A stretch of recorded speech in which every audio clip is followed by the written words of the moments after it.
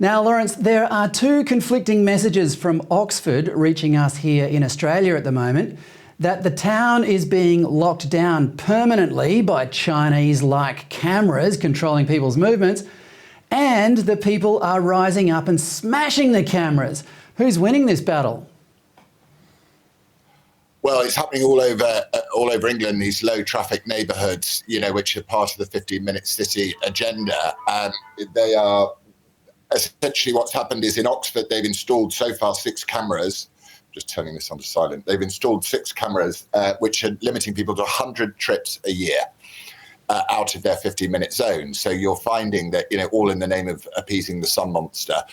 But you're finding that families who have to drop their kids at school, they're unable to do it without incurring a fine.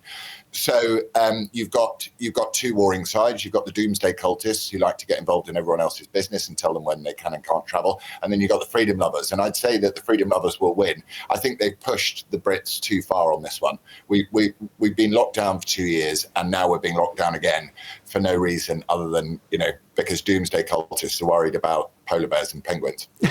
Well, there are 2 aspects to this 15-minute city idea. One is that, it's quite nice. It's wonderful, in fact, that you could walk, if you have to everything you need in 15 minutes. But the other side, of course, is that someone somewhere will try to enforce it. But, do you agree that 15-minute cities as a concept are not that bad?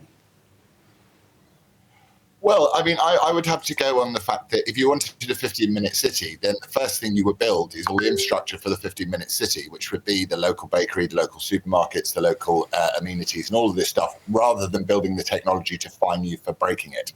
So if they want a 15-minute city, then you build the amenities first, and you don't need the cameras then, do you? But they built the cameras first, and that to me shows that it's just another taxation in the name of salvation.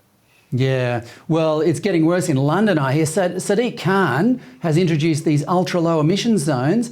Can you explain to the people of Australia how they work and if they're achieving anything? Yeah, he's such a great guy, Sadiq. We're so lucky to have him as our mayor.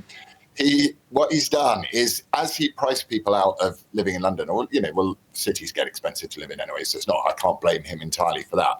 But he's turned London into a gridlock anyway, so he hates the car. And what he's done is he's gone, well, if you won't get out of your car voluntarily and get onto my unreliable tube service, I will tax you out of your car. So all of the poorer people in London who used to live in the centre of London in their, very rich communities have been pushed out and out and out and out the centre into the boroughs, the suburbs. And what Sadiq has done is he's now applied this ultra low emission zone to the whole of the Greater London within the M25, the big central ring road. And so essentially it's going to cost you £12.50 a day. Some people are going to be paying an extra £4,000 a year just to get in their car, with all of the congestion charges, the ultra-low emission zones. And, what he does, which is so irritating, is he goes on about how everyone is dying from pollution. But if you just Google the Office of National Statistics, pollution deaths London since 2001, how many people do you think died of pollution as a contributing or secondary factor in their passing away?